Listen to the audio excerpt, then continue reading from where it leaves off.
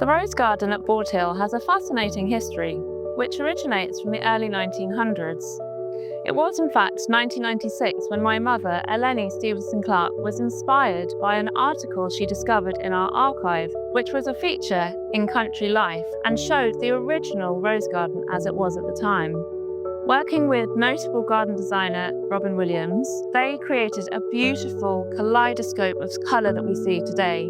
There are in fact 750 roses of 100 different varieties. So we're here today to learn more about this beautiful space and the wonderful roses that we have in the garden. And of course this garden was named after you, which is really lovely. And the range of flowers and the roses that we've got and the colours are absolutely fabulous.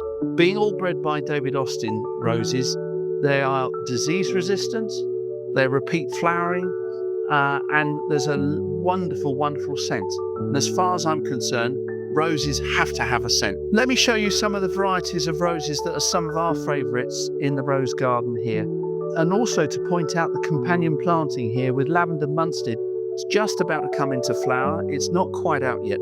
But lavenders and catmint behind me and the roses, the blue and yellow, complement each other really, really well. One of my favourite yellows in the David Austin roses is this one called Golden Celebration. And fabulous scent. And it's just such a good clear yellow. Fades to a little bit of white around the outside. Holds its shape really well. This has got to be one of my favourite David Austin roses. It's such a fabulous pink.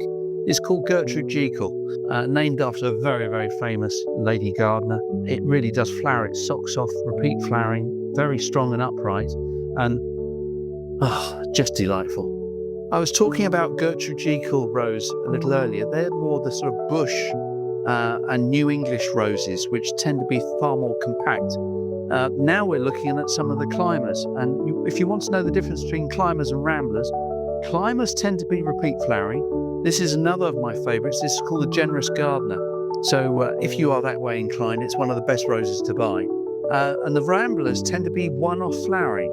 So they tend to flower in May, June, and then that's it. You don't get repeat flowering.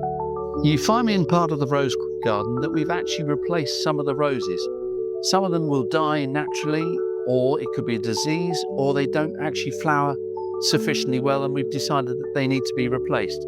So to keep up with the changing climates, we will replace roses from time to time with new varieties from David Austin roses.